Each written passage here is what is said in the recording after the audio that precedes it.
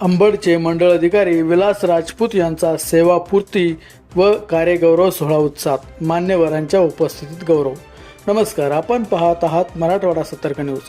अंबड तहसील कार्यालयातील रोहिलागड मंडळाचे मंडळ अधिकारी विलास राजपूत यांचा नियत वयोमानानुसार 31 जुलै रोजी सेवानिवृत्त झाले।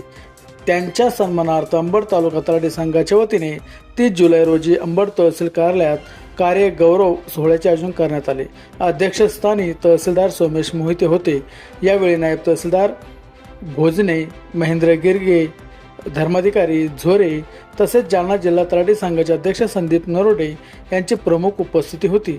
यावेळी मंडळ अधिकारी पाठक, सेवानिवृत्त तलाठी बोरे, संदीप नरोडे, ग्राम महसूल अधिकारी सुनील बरहंडे आणि डोनगावकर यांनी राजपूत यांच्या प्रामाणिक आणि कर्तव्यनिष्ठ सेवेला उजाळा देत त्यांच्या कार्याचा गौरव केला। कार्यक्रमाचे सूत्रसंचालन प्रमोद ढोरे यांनी केले, तर आभार प्रदर्शन पवन तुपकर यांनी केले। कार्यक्रमाचे आयोजन अंबड तालुका तलाठी संघाचे अध्यक्ष अविनाश देवकर आणि त्यांच्या सहकार्यांनी केले।